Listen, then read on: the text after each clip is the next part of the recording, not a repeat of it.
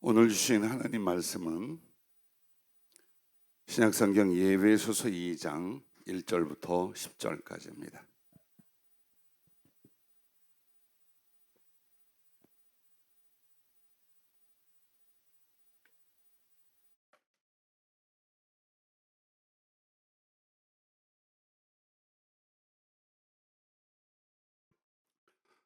찾아서 함께 봉독하도록 하겠습니다.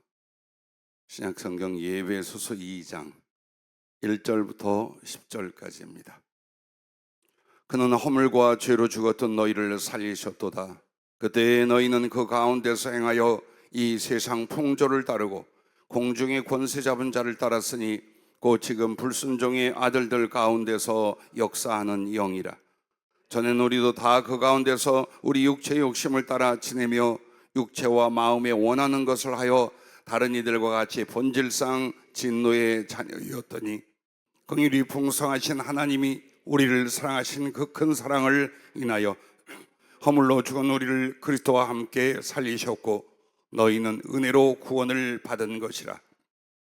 또 함께 일으키사 그리스도 예수 안에서 함께 하늘에 앉히시니 이는 그리스도 예수 안에서 우리에게 자비하심으로써 그 은혜의 지극히 풍성함을 오는 여러 세대에 나타내려 하심이라. 너희는 그 은혜에 의하여 믿음으로 말미암아 구원을 받았나니 이것은 너희에게서 난 것이 아니요 하나님의 선물이라.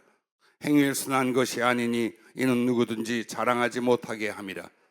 우리는 그가 만드신 바라 그리스도 예수 안에서 선한 일을 위하여 지으심을 받은 자니 이 일은 하나님이 전에 예비하사 우리로 그 가운데서 행하게 하려 하심이니라. 아멘.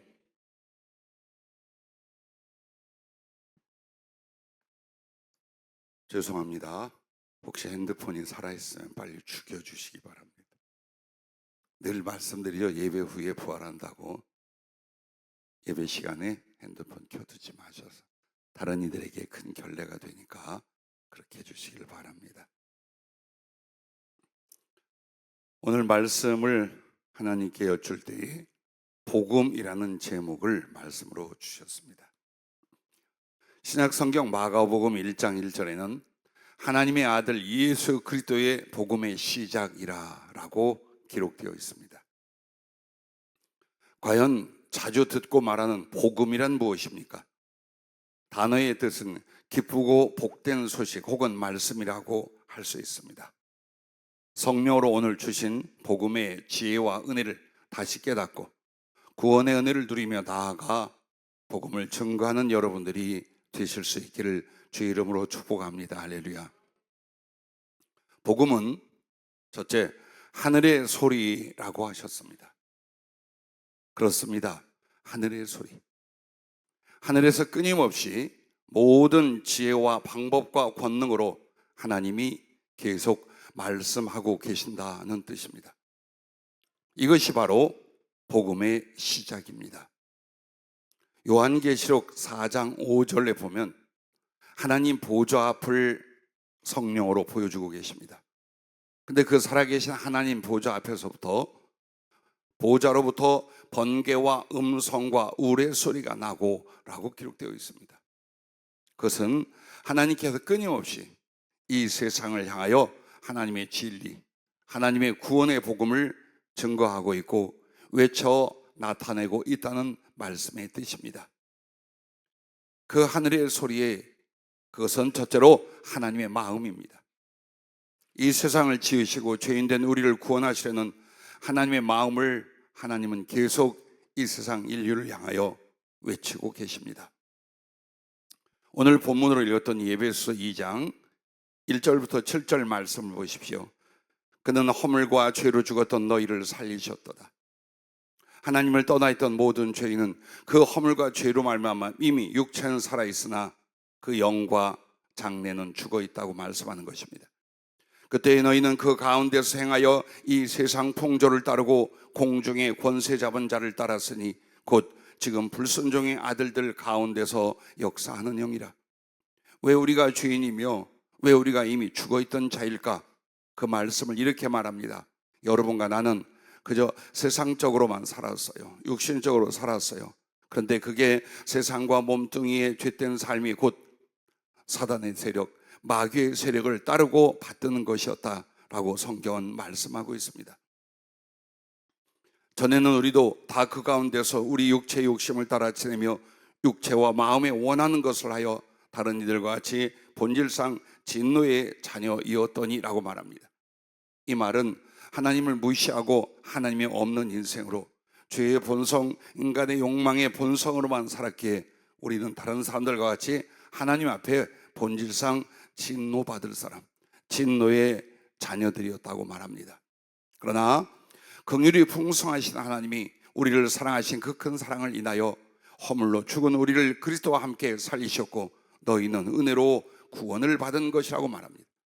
즉, 이 같은 하나님을 떠나 하나님의 원수 노릇을 하고 사단을 따르고 있던 인간들의 일, 하나님께서 어떻게 여기십니까? 긍휼이 풍성하신 하나님이 우리를 사랑하신 그 큰 사랑을 인하여 불쌍하고 안쓰러워 자비를 베푸시며 우리를 사랑하신 그 사랑이 너무나 커서 이미 허물로 죽어버렸는데 사랑하는 독생자 예수 그리스도를 보내셔서 우리를 위하여 죽게 하시고 그 안에서 함께 살아나게 만들었다고 말씀하고 계십니다.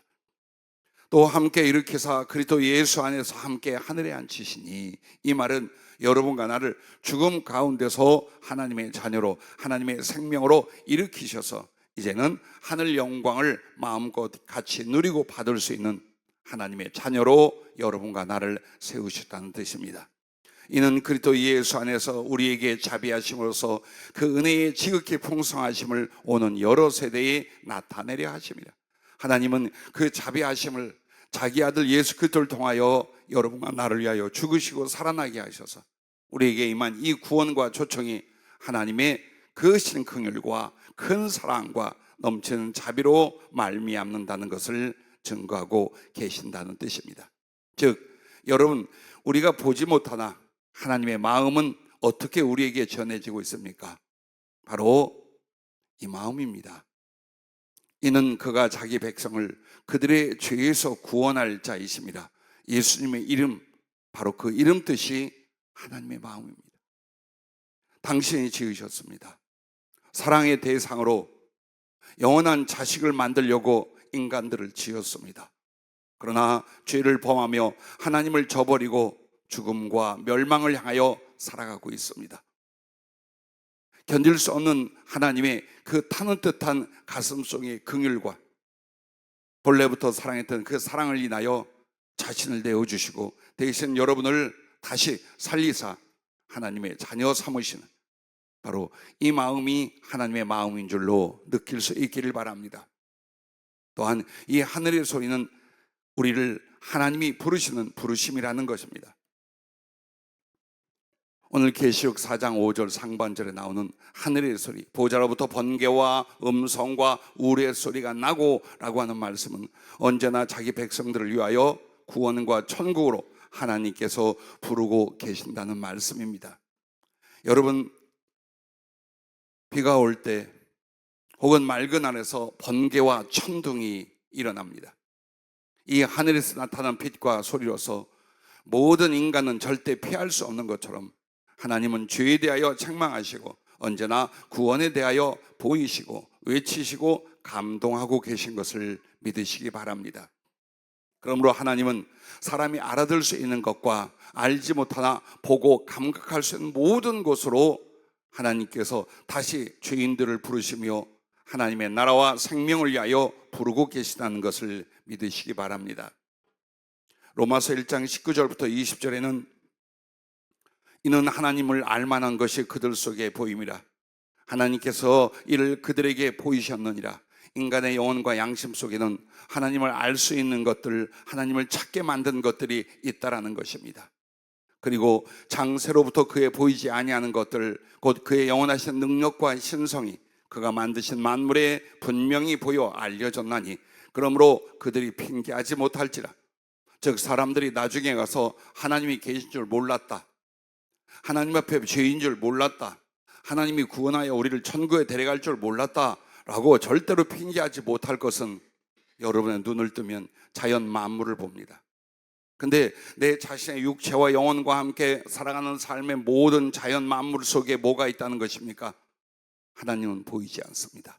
그러나 그의 영원하신 능력과 신성이 그가 만드신 이 만물에 분명히 보여서 누구든지 정직한 마음만 같다면 조물주를, 창조주 하나님을 알 수 있다는 말씀입니다. 구소련 시대에 우주 공간으로 공상권 사상을 가진 비행사들이 날아 올라갔습니다. 그리고 그들이 하는 말은 하나님은 없다. 높은 곳에 올라봤더니 하나님은 없더라 라고 말합니다. 신앙을 가진 미국 쪽 우주인들이 우주 공간으로 올라갔습니다. 그리고 그들은 이렇게 말했습니다. 나는 지금 하나님이 만드신 아름다운 우주, 이 세상을 보고 있다라고 말했습니다. 그렇습니다. 분명히 우리 눈앞에 펼쳐지는 모든 것들은 우연의 소산이 아니고 인간의 조작으로 될 수 없다는 걸 압니다.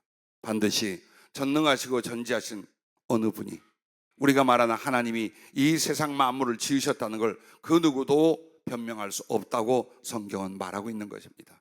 즉 우리 사람과 모든 걸 만드신 하나님은 그 만드신 피조물을 가지고 하나님의 살아계심과 여러분을 구원코자 하심을 말씀하고 있다는 뜻입니다. 하나님의 마음속에는 디모데전서 2장 4절에 보면 하나님은 모든 사람이 구원을 받으며 진리를 아는 데에 이르기를 원하시느니라 라고 말합니다. 하나라도 지옥에 보내는 것 원치 않습니다. 하나님 모르고 죄 가운데서 고통 중에 살다가 죽고 죽어서 지옥 가는 것을 하나님은 결코 원하시지 않습니다. 그러므로 지으신 피조물을 통하여 하늘의 권능과 거룩한 감동을 통하여 그분의 말씀을 통하여 끊임없이 여러분을 부르고 또 불어 그 하나님의 은혜와 생명 속에 들어올 수 있도록 말씀하고 계신 것을 믿으시기 바랍니다. 이렇게 하늘의 소리는 하나님의 마음이요 하나님의 부르심인데 그 내용은 바로 하나님의 언약입니다. 즉 하늘의 소리, 하나님의 말씀은 그 내용이 우리를 구원하시려는 하나님의 약속 언약이십니다. 여러분에게 한 가지 비밀을 말씀드리겠습니다. 성경에 나와 있지만 사람들에게는 거의 알지 못하는 비밀입니다. 이 푸른 하늘빛이 왜 하늘빛일까요? 최소한 우리 주변에 태양계의 별들 가까이만 가도 어디에도 하늘은 없습니다. 물론 과학적으로 설명할 수 있겠습니다. 그러나 지으신 하나님이 왜 인류, 사람이 살고 있는 이 지구의 궁창 하늘만 그 하늘색으로 지으셨을까요? 그 이유가 있습니다.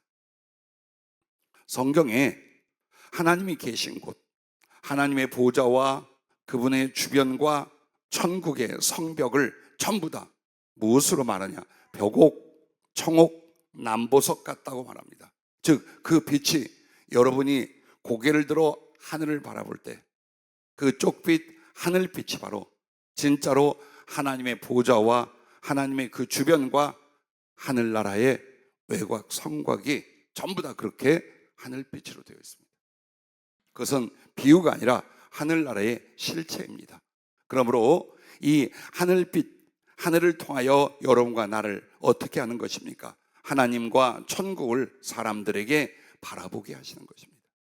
여러분 지금 하나님과 하늘을 머리 위에 두고 계시다는 걸 정확하게 성경을 통하여, 자연을 통하여 우리에게 보여주고 계십니다.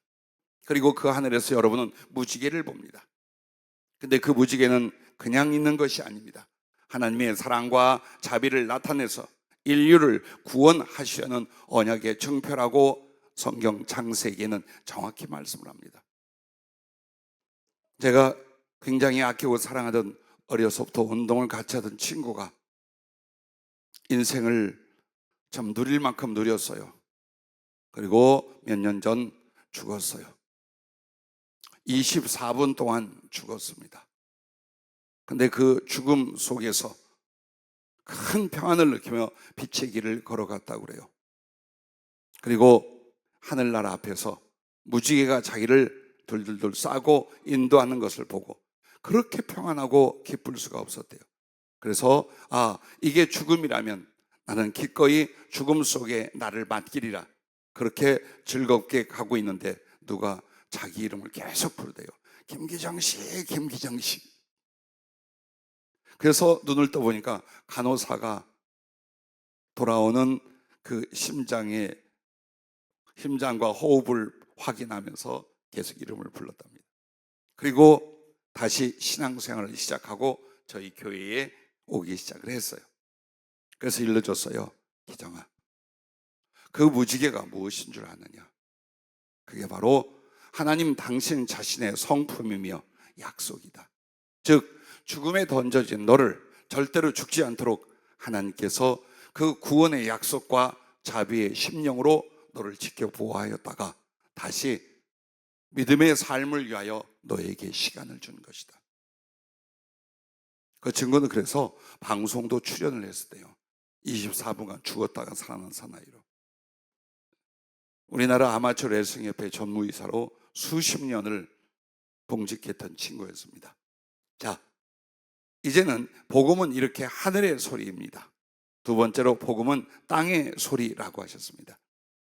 즉 세상에서 예수 그리스도를 인하여 이루시고 전하시는 하나님의 말씀이 복음인 줄로 믿으시길 바랍니다. 이 세상에 살면서 하늘의 소리를 직접 못 듣고 하나님의 마음을 직접 여러분이 못 듣고 느낀다 할지라도 여러분에게는 사람의 말로서 우리 하나님의 살아계신 바와 우리를 구원하시고 사랑하는 하나님의 말씀을 여러분 직접 듣고 계십니다.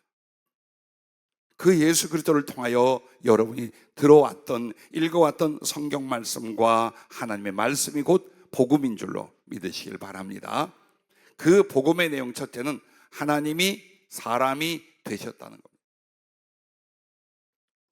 어느 종교에서도 그 내용은 없습니다. 어느 종교에서 그런 말은 하지 않습니다. 왜? 상상할 수 없거든요. 그런데 성경은 우리에게 말씀합니다. 이 세상을 지으신 그 하나님이, 그리고 이 세상에다가 사랑하는 자기의 백성들을 두고 사랑하기로 작정했던 그 하나님이 하나님을 거역하고 타락한 인간들을 살리기 위하여 이 세상에 사람이 되어 오셨다는 것입니다. 성경은 그것을 정확히 선포하고 그 정인들을 내세우고 계십니다. 요한복음 1장 11절부터 이런 말씀이 있습니다. 자기 땅에 오매 자기 백성이 영접지 아니하였으나 영접하는 자 곧 그 이름을 믿는 자들에게는 하나님의 자녀가 되는 권세를 주셨으니 라고 말합니다. 그렇습니다. 하나님이 사람의 모습이 되어 사람 자체가 되어 성경의 예언과 약속대로 이 세상에 2000년 전에 오셨습니다. 그 하나님이 사람이 되어 이 땅에 오셨을 때 그 사람 된 하나님의 이름이 바로 예수 그리스도이신 줄로 믿으시길 바랍니다. 그러나 그렇게 사람들이 저버리며 그를 조롱하고 배반하고 십자가에 못 박기까지 했습니다. 하지만 그 중에 바로 그 예수 그리스도의 말씀을 듣고 깨달아 영접하는 자들, 곧 그 이름을 믿는 자들에게는 하나님의 구원의 계획처럼 하나님의 친자녀가 되는 권세를 주신 줄로 이 또한 믿습니다. 그런데 이것이 혈통으로나 육정으로 된 것이 아니다. 사람의 뜻으로 나지 아니하고 오직 하나님께로부터 난 자들이라고 말씀을 합니다. 즉 부모를 통해서 혹은 국가나 나라를 통해 태어난 게 아니라는 거예요. 오직 하나님께로부터 난 하나님의 자녀들이 하나씩 둘씩 인류 가운데 세워지게 됐다는 말씀입니다. 말씀이 육신이 되어 우리 가운데 거하심에 우리가 그의 영광을 보니 아버지의 독생자의 영광이요 은혜와 진리가 충만하더라, 이렇게 말씀합니다. 즉 사람의 모습, 나사렛 지역에서 나오신 예수 그 모습으로 계셨지만 그 예수를 바라보던 사람들은 모두 다 깨달았습니다. 말씀이 육신이 돼요. 즉 하늘의 그 소리, 하늘에 우리를 구원하려는 하나님의 마음과 그 거룩한 소리가 육체를 입고 우리 가운데 거하셨는데 우리가 그의 영광을 보니 바로 아버지의 독생자의 영광이요 은혜와 진리가 충만하더라. 하나님을 대신하는, 하나님을 나타내는 하나님의 아들이셨다.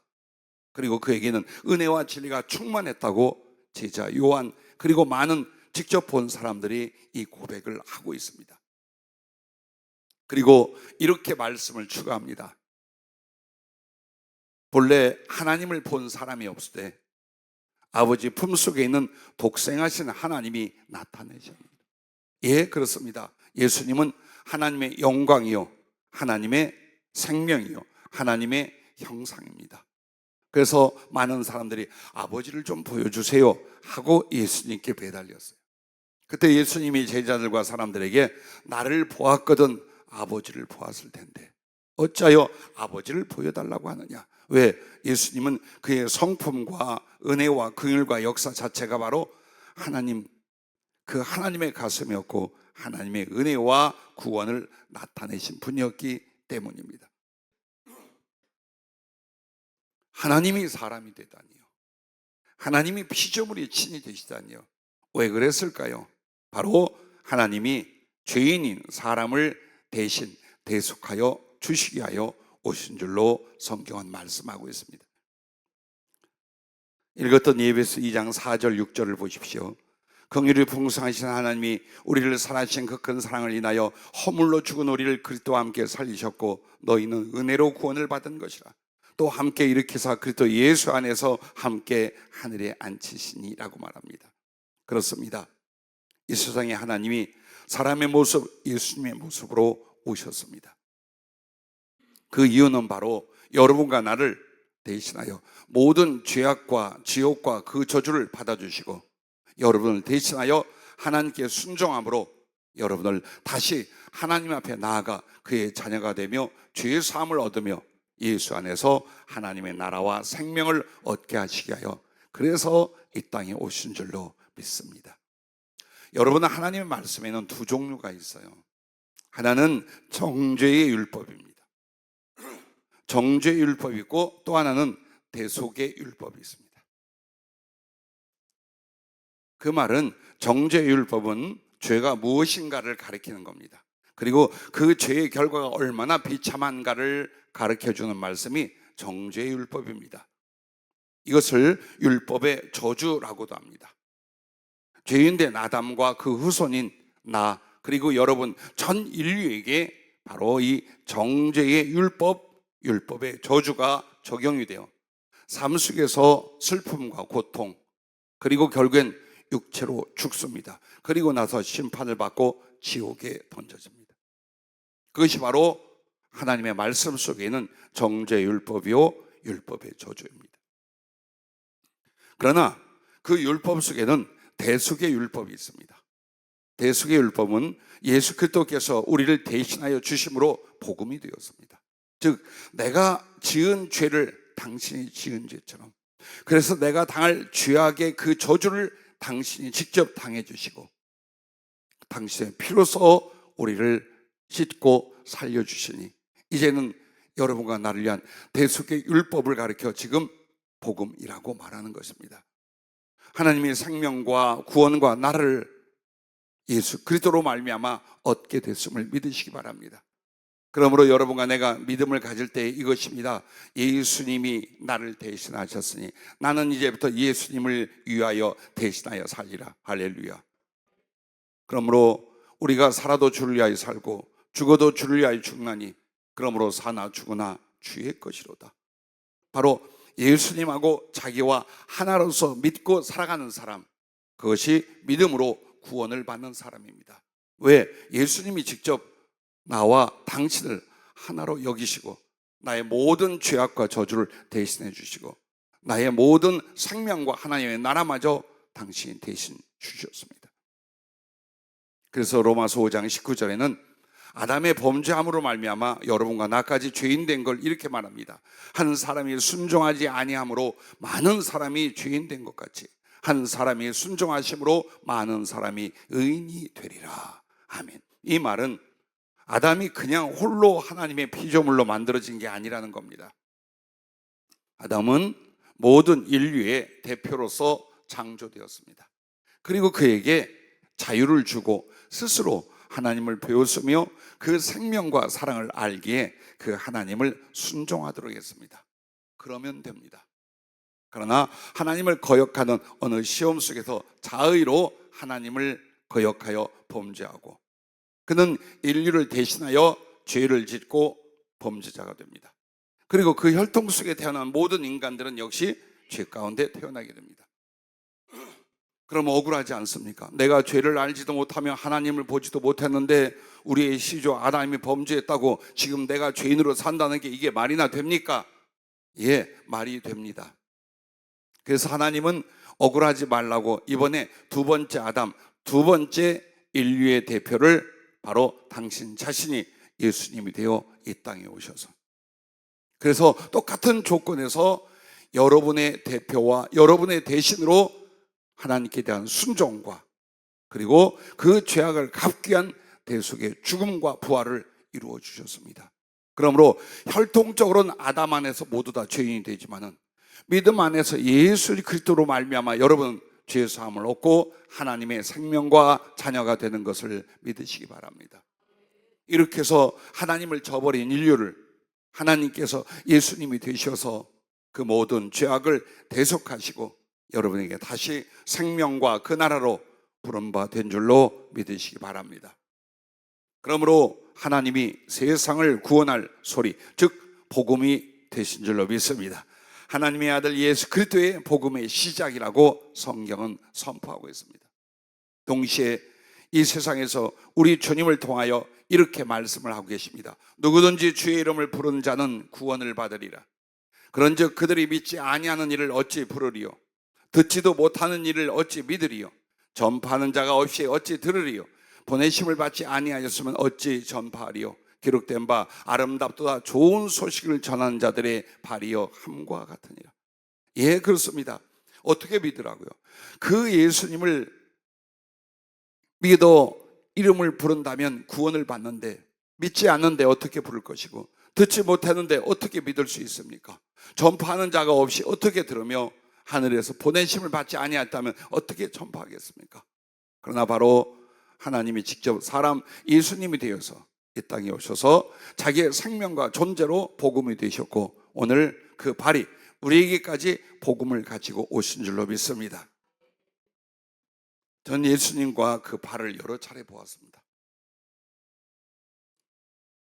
여러분 오늘 처음 교회를 나오신 분도 있다 들었습니다. 그리고 믿음을 다시 시작하는 분들도 있다 하셨습니다. 영락 없이 성령님은 복음이라는 제목을 갑자기 주셨습니다. 그리고 또한 믿음으로 산다는 우리들에게도 다시 한번 이 말씀을 돌아보게 하셨습니다. 그런데 예수님의 발은 발목이 접치는 부분에 엄지손가락보다 더 굵은 창자국, 옷자국이 있습니다. 십자가에 달리셨을 때에 두 발을 엮어서 그 발목이 접히는 곳과 발뒤꿈치 뼈를 부수고 들어갈 수 있도록 한자나 되는 쇠기, 십자가 전용의 대못이 있답니다. 그것에 박혀서 우리를 위하여 생명을 바쳐주셨습니다. 그리고 바로 여기서 말하는 것처럼 아름답다 좋은 소식을 전한 자들의 발이여 함과 같으니라. 그렇습니다. 이제 그 구원의 좋은 소식, 하나님 사랑의 좋은 복음을 가지고 예수님이 직접 여러분을 찾아오십니다. 그러므로 성령께서 하나님의 말씀을 때로는 눈으로 보게 합니다. 하나님의 성령이 아니면 여러분은 하나님의 말씀을 문자로 읽고 전해주는 소리로밖에 듣지 못합니다. 그러나 하나님의 영이 역사하기 시작하면 그 말씀이 어떻게 됩니까? 실제화되기 시작합니다. 인격화되기 시작합니다. 그래서 성경에 있는 내용과 말씀들을 눈으로 보고 귀로 듣고 가슴으로 경험하게 만드십니다. 그때 바로 이 복음을 전한 아름다운 발을 먼저 누구의 발로? 내게 다가오신 피를 쏟고 갈라지신 못자국난 예수님의 발로 보여주셨습니다. 그 발이 내게 구원의 복음이 되셨고 나는 이제 예수님을 대신한 십자가를 전하고 복음을 전하는 발이 되어 여러분을 찾아왔고 여러분과 함께 더 많은 영혼을 구원하게 하여 우리는 세계로 나아가는 주님의 발, 복음의 발이 되어야 할 줄로 믿습니다. 세 번째, 하늘의 소리, 땅의 소리, 복음은 그 다음에 세 번째 복음은 무엇이냐? 외치는 자의 소리라고 하셨습니다. 그렇습니다. 이 세상에 하나님의 살아계신 것과 예수님의 십자가의 구원의 복음을 전하는 자들, 그들의 외침을 가리켜 말하는 것입니다.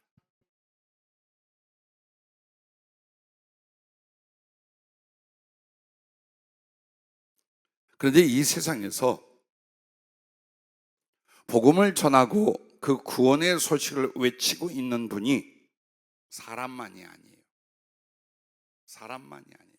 먼저 따라해 주시기 바랍니다. 성령이 복음을 외치고 계신다. 할렐루야. 하나님의 성령은 예수님의 십자가 죽으심과 부활 뒤에 이제 모든 믿는 사람들에게 하나님이 직접 그들에게 임하시고 생명이 되고 사랑이 되고 동행이 되게 하여 하나님의 영, 예수님의 영을 부어주셨습니다. 세상에 어느 종교도 어느 미신과 어느 사상에도 그런 내용이 없습니다. 그러나 성경 안에는 예수님을 믿을 때 누가 그분의 영, 하나님의 영이 그 사람 속에 직접 들어옵니다. 할렐루야. 그래서 두 번째 태어나 새 생명의 인생을 살게 한다는 내용을 성경은 말하고, 오늘 저와 함께 많은 이들이 이렇게 성령으로 말미암아 예수님을 만나고 하나님의 생명 가운데 새 삶을 살아가는 줄로 믿습니다. 할렐루야. 요한계시록 4장 5절 말씀에 보면은 보좌로부터 번개와 음성과 우레소리가 나고, 이건 하나님의 말씀이라고 그랬잖아요. 그런데 보좌 앞에 켠 등불 7이 있으니 7 금초대를 가리켜 말합니다. 이는 하나님의 7 영이라, 즉 성령을 말씀합니다. 하나님의 그 외치신 하늘의 소리와 그 소리와 함께 누가 있느냐? 하나님의 성령이 계셔요. 그리고 그 하나님의 성령은 이 세상에 복음을 전하는, 바로 예수님의 십자가와 그 구원을, 하나님의 사랑과 그 마음을 외치고 전하는 역할로 파송을 받습니다. 요한계시록 5장 6절과 7절에 이렇게 말합니다.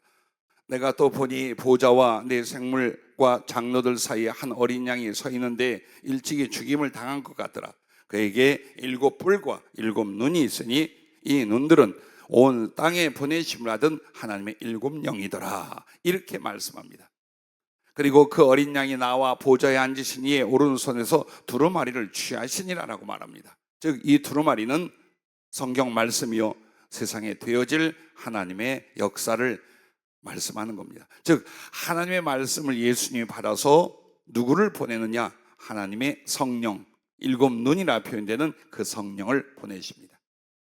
그래서 우리를 위하여 죽으시고 부활하신 예수님에게는 하늘과 땅의 권세 7 뿔과, 즉 성부 하나님의 그 권세를 받으시고, 그리고 하나님의 지혜로서 성령님께 권세와 지혜를 맡겨서 이 세상에 여러분을 구원하고 또 많은 사람들을 부르시게 하여 하나님의 성령을 보낸 줄로 믿으시길 바랍니다.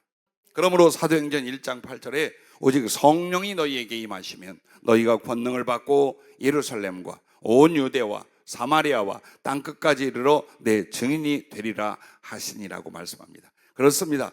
우리가 복음을 전하는 것 같지만 실제로는 누가? 성령이 우리를 통해 외치고 계십니다. 성령이 직접 이 세상에 예수 그리스도가 구주시요 우리를 사랑하시고 생명을 주신 하나님이라고 가르치고 부르고 계신 것을 믿으시기 바랍니다. 그러므로 나는 수없이 많은 사람들에게 복음을 전했고 예수님을 전했습니다. 그리고 너무나 큰 감격과 감동을 경험한 것이 그들에게 믿음의 고백과 가슴에 형언할 수 없는 하나님의 사랑과 기쁨, 평안과 치유를 경험합니다. 그리고 그분들이 예수님을 자기의 구주와 하나님으로 고백할 때에 나는 그때 경험이 그것이었습니다. 이제 죽어도 여한이 없다. 나는 단지 복음을 전했을 뿐입니다. 그러나 하나님의 성령께서 그들의 영혼을 다시 태어나게 만드는 걸 수도 없이 보았습니다. 오늘 여러분 행동할 수 있기를 바랍니다. 외치는 자가 될 수 있기를 바랍니다. 그 전에 성령의 말씀을 듣고 성령에 붙잡히시기를 주의 이름으로 축복합니다. 두 번째로 이 세상에서 그 구원의 복음을 외친 자가 있습니다. 그 외친 자의 소리가 두 번째는 예수님의 피가 복음을 지금도 외치고 계심을 믿으시기 바랍니다. 히브리서 12장 24절에 이런 말씀이 있습니다. 새 언약의 중보자이신 예수와 및 아벨의 피보다 더 나은 것을 말하는 뿌린 피니라. 이 말이 뭔지 잘 이해를 못할 거예요. 창세기 4장 10절에 최초의 살인이 일어납니다. 범죄한 아담의 자식들 중에. 그래서 형 가인이 그 시기와 미움으로 말미암아 사랑받고 하나님을 잘 경외하던 아우 아벨을 쳐 죽입니다. 그런데 성경에는 그 아벨의 피가 무엇이랍니까? 네 아우의 핏소리가 땅에서부터 내게 호소하느니라 라고 말합니다. 즉 형에게 죽임을 당한 순교자 아벨의 피가 하나님께 호소했다는 말씀을 비유로 하여 히브리서 10장 24절에는 예수님의 피가 하나님께 호소하다, 즉 하나님께 간구하며 이 세상에 가장 큰 증거로 외치는 복음이 되셨다고 하시는 말씀입니다. 예수님의 피가 여러분을 향해 외치고 있습니다.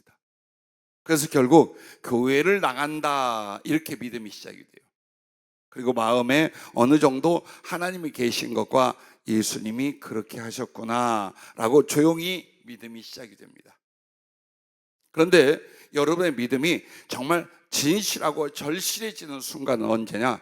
십자가 앞으로 나가게 됩니다. 그 하나님의 말씀과 믿음의 부르심은 여러분을 그냥 이래서 저래서 믿음의 과정을 걸어가. 그러다가 어디로 이끄느냐? 예수님의 십자가로 이끌어가요. 그리고 직접 그 작은 시작된 믿음 안에서 예수님을 만나게 됩니다. 그리고 그 예수님의 피가 나의 죄악을 씻고 그 피에 예수님으로 말미암은 하나님의 생명과 하나님의 사랑이 들어있음을 경험하게 됩니다. 그러므로 어쩌면 여러분이 전도를 받고 혹은 예수님이 하나님의 구주 되신 것을 들었을 때 그 소리는 바로 그의 보혈의 소리, 그의 핏소리라는 걸 잊지 마시길 바랍니다. 오늘도 이 전해지는 복음은 예수님의 핏값이요 핏소리입니다. 그의 피가 하늘을 향하여 저들을 구원해달라고 호소하고 우리의 양심을 향하여 그 피가 쏟아지며 사랑한다고, 너를 위해 죽었다고, 너를 위해 산다고 그 피가 외치고 계신 것을 믿으시기 바랍니다.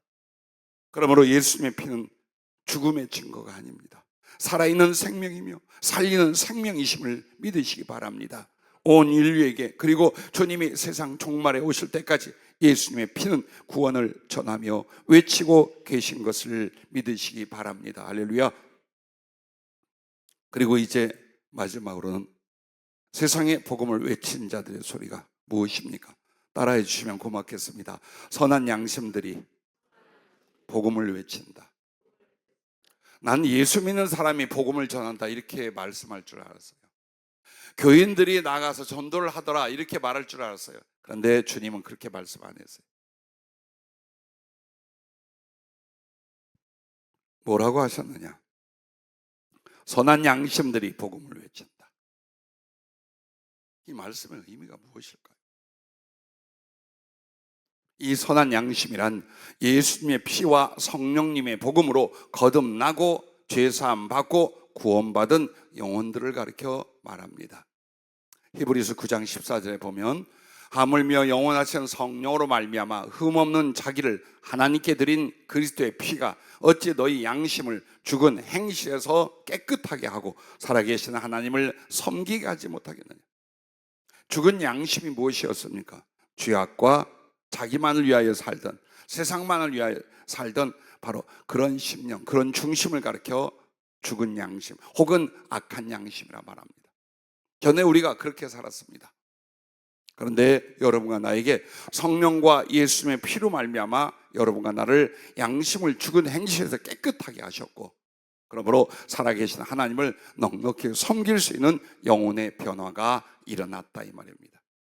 그러므로 주님의 피와 성령으로 깨끗하게 다시 태어난 선한 양심은 반드시 하나님을 기쁘시게 섬기고 주님을 기쁘시게 하려 복음을 전하는 진실하여 행동하는 양심이 된다라는 선포의 말씀입니다. 오늘 우리에게 들으라는 겁니다. 먼저 믿는 여러분과 나에게 네가 정말 성령과 주의 보혈로 선한 양심이 되었다면 너 복음 전하지 않고는 살지 못할 것이다.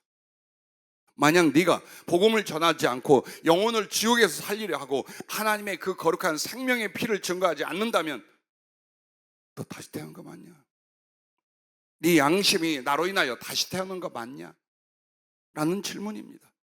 여전히 육신적이고 세상적으로 살아가며 그 가치관과 중심이 있다면 여러분 절대로 복음을 전하지 않을 것입니다. 복음을 전하지 않는 예수 믿는 자, 복음을 전하지 않는 교인, 복음을 전하지 않는 성도,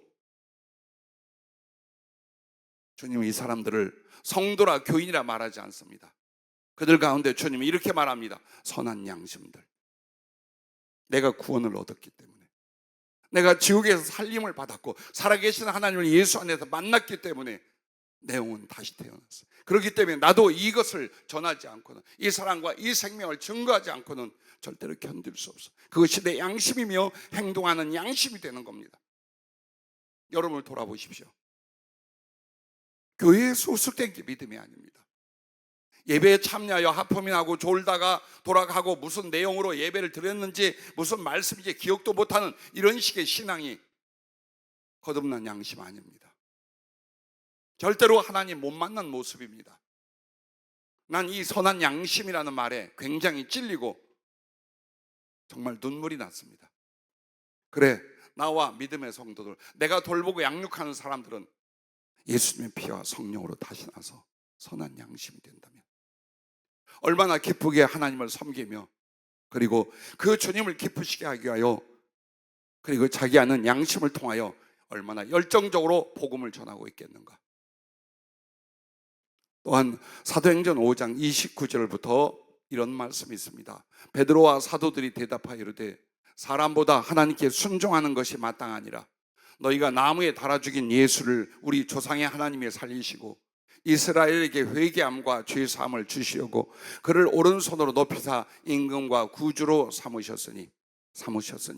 우리는 이 일의 증인이요 하나님이 자기에게 순종하는 사람들에게 주신 성령도 그러하니라 라고 말씀합니다. 이 말씀은 십자가의 복음과 성령으로 거듭난 영혼은 오직 하나님께 순종하여 그 복음을 전파한다는 것입니다. 그렇게 복음을 전하는 사람들은 그 순종을 통하여 더욱 성령께서 은혜를 주시고 성령으로 충만하게 된다는 겁니다.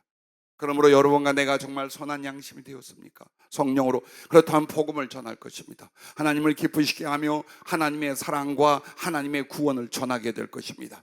그렇게 하면서 여러분은 그 성령께 순종함으로 성령은 더욱 지혜와 사랑과 능력으로 여러분을 사로잡게 될 것입니다. 만약 여러분과 내가 수십 년 교회를 다녔는데 아직 성령을 충만하지 못했다면 돌아보십시오. 여러분의 양심이 거듭나서 정말 그 사랑과 받은 생명을 전하려고 기도하며 몸부림쳐 살아오셨습니까? 그렇다면 분명히 성령은 그 충성과 순종에 대해 더욱 은혜와 사랑과 지혜와 능력으로 채워왔을 것입니다. 그러나 사는 것이 바쁘다고, 이렇게 육신을 살고 세상을 위하여 살지라도 내 마음에 믿음이 있으니 나는 구원을 받았다고 이런 양심으로 살며 죽어가는 자들과 지옥에 떨어져가는 사람들을 긍휼히 여기지 않았다면, 그들에게 복음을 전하지 않고도 평안하게 살고 있다면 우리는 성령을 받은 사람이 아닙니다. 우리는 십자가의 복음을 정말 믿음으로 양심으로 받은 사람들이 아닙니다. 생각해 보십시오. 어떻게 사람을 쳐다봅니까? 그들에게 생명이 없는데, 언제든지 죽어 지옥에 갈 건데 어찌하여 그들에게 사랑과 긍휼 속에 복음을 전할 수 없습니까? 내 안에 계신 성령님이 너 그래도 된다, 너 사는 거 바쁘니까 남들이 죽든지 지옥 가든지 상관없지 않느냐, 이런 성령이시겠습니까? 이런 예수님의 피겠습니까? 우리가 너무 안일하게 믿음 생활을 했습니다. 너무 성령님의 감동과 입을 막아버리며 살았습니다. 그러므로 성령을 받았다 할지라도 마음의 감동도 양심의 자책도 일어나지 않는 이 모순과 외식 속에서 우리는 지금 살아가고 있는 것입니다. 그걸 일깨우기 위하여 주님께서 계속 복음을 전하게 하시고 심지어는 초청주일까지 만들었습니다. 나는 여러분의 양심에 호소합니다. 여러분이 성령으로 거듭난 하나님의 사랑과 하나님의 진리를 쫓는 양심이 되었다면 그 양심에게 호소합니다. 복음을 전하십시오. 조금만 노력하면, 조금만 땀 흘리고 눈물 흘리면 사람을 살릴 수 있습니다. 지옥에서 천국으로 사람을 인도할 수 있습니다. 어찌하여 멈추고 있습니까? 어찌하여 입을 막고 있습니까? 여러분이 멈추고 여러분이 입을 막은 건 여러분의 것이 아니라 바로 예수님을, 그 복음을 위하여 우리를 찾아오시는 성령님의 입을 막고 성령님의 발을 사로잡는다는 것을 잊지 마시기를 간절히 부탁합니다. 고린도전서 9장 16절 17절도 이렇게 말합니다. 내가 복음을 전할지라도 자랑할 것이 없으면 내가 부득불 할 일임이라. 내가 부득불 반드시 피하지 말고 해야 할 일이다 이거예요. 만일 복음을 전하지 아니하면 내게 화가 있을 것이로다. 여러분 그렇게 생각하십니까? 여러분이 다른 영혼을 구원하려, 그들에게 하나님의 사랑과 생명을 받게 하려 그 사랑과 그 복음 전파가 없다면 여러분이 화를 당할 것이라는 걸 믿습니까? 여러분에게 화가 있을 것을 믿으십니까? 그런데도 버티십니까? 대단하십니다.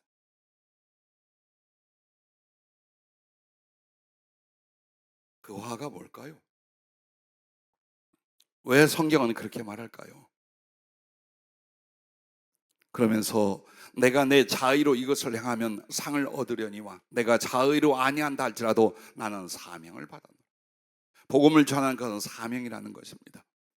사명을 받았는데 그것을 행하지 않는다면 화가 있을 것이다.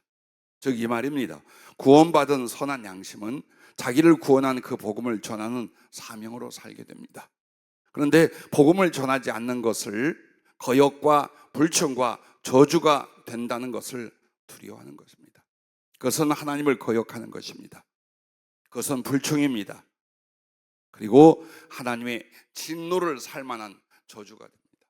생각해 보십시오. 여러분이 복음을 전하고 만난 예수님을 나누고 작은 사랑을 통해 영혼을 살렸어요. 그런데 그 사랑하는 영혼이 누군 줄 압니까? 하나님의 아들이에요. 하나님의 딸이에요. 하나님이 그토록 긍휼히 이거 살리려고 했던 당신의 어머니요, 당신의 형제요, 당신의 친구요, 당신의 자식들이라면 그 하나님이, 그 예수님이 얼마나 여러분을 사랑하고 기뻐하시겠습니까?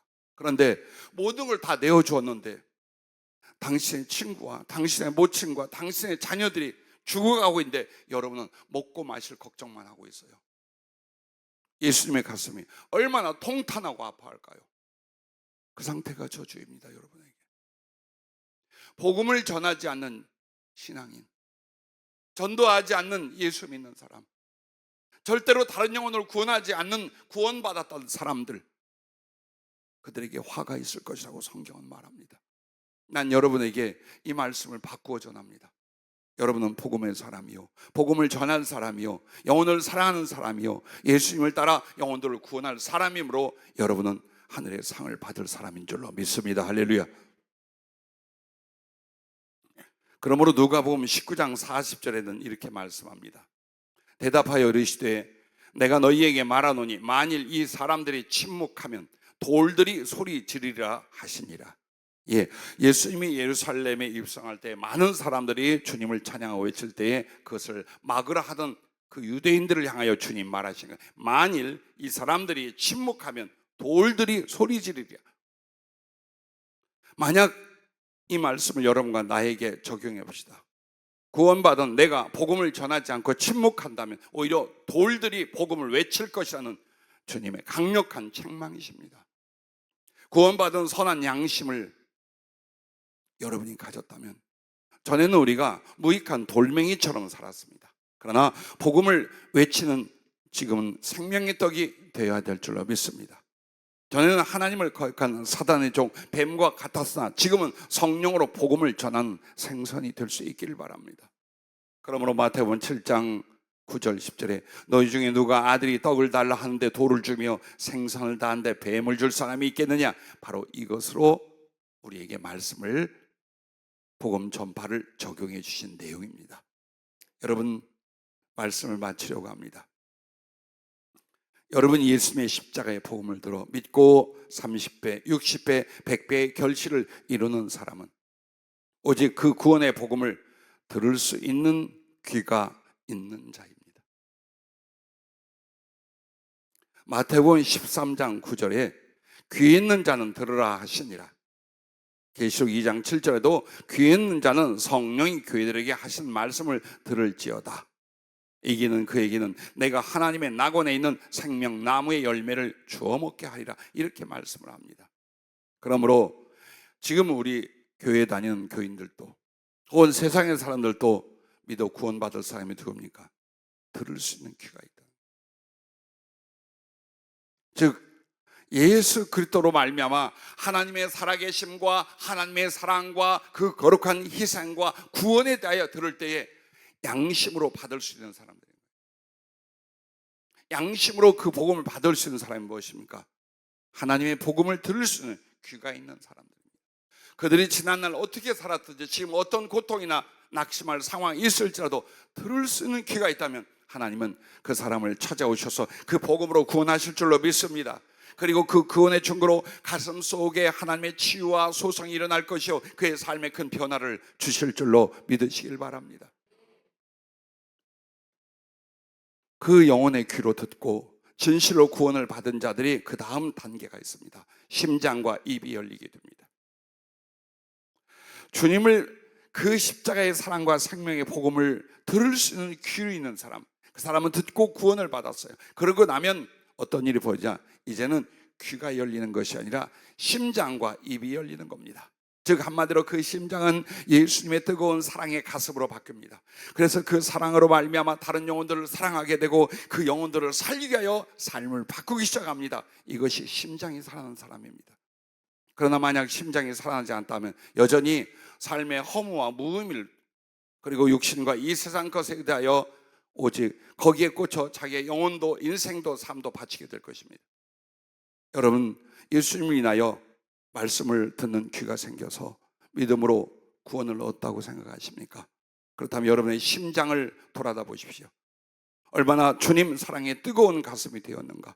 그리고 그 사랑이 나를 압도하여 다른 영혼들을 사랑하고 다른 영혼들을 살릴 수 있는 거룩한 용기와 의지와 꿈을 줬는가를 한번 돌아보시기를 바랍니다. 그리고 그리 되시기를 주의 이름으로 축복합니다. 직분이 문제가 아닙니다. 교회를 다녔던 시간이 문제가 아닙니다. 하나님의 일을 하니 안 하니가 아닙니다. 여러분의 심장이 살아나야 됩니다. 반드시 구원은 가슴을 살려요. 식어버린 가슴, 이기적인 마음에 하나님의 사랑이 강력하게 부어져서 심장이 살아나는 그 뜨거움, 그 간절함, 그 긍휼, 그 사랑, 그 열정, 그것으로 하나님의 사랑을 실천하게 되니 바로 여러분들인 줄로 믿습니다. 그리고 그 심장이 열려서 그 입이 함께 열립니다.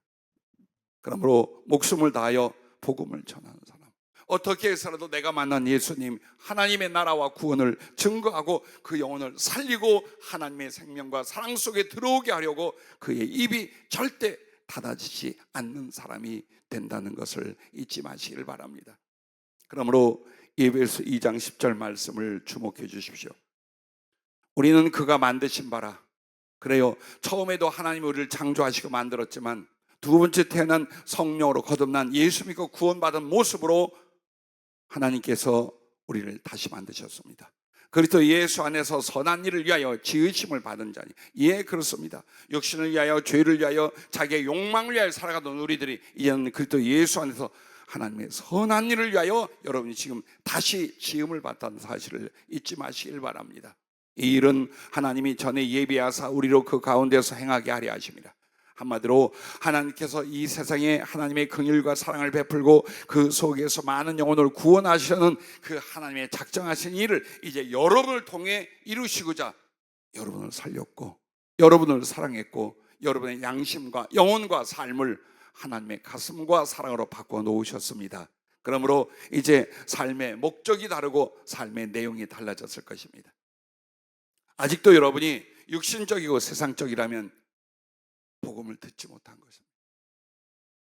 내 영혼이 선한 양심으로 거듭나지 못한 것입니다. 진실한 주님과의 사랑을 시작도 못한 교인이라는 것입니다. 그러나 여러분은 이제 시작하셨으니 더욱 주님과의 사랑, 하나님 복음으로 말미암은 충만함, 그리고 성령에 사로잡혀 선한 양심이 되시고 열린 귀가 되시고 살아난 여러분의 심장에 외치는 복음의 입이 될 수 있기를 주의 이름으로 축복합니다.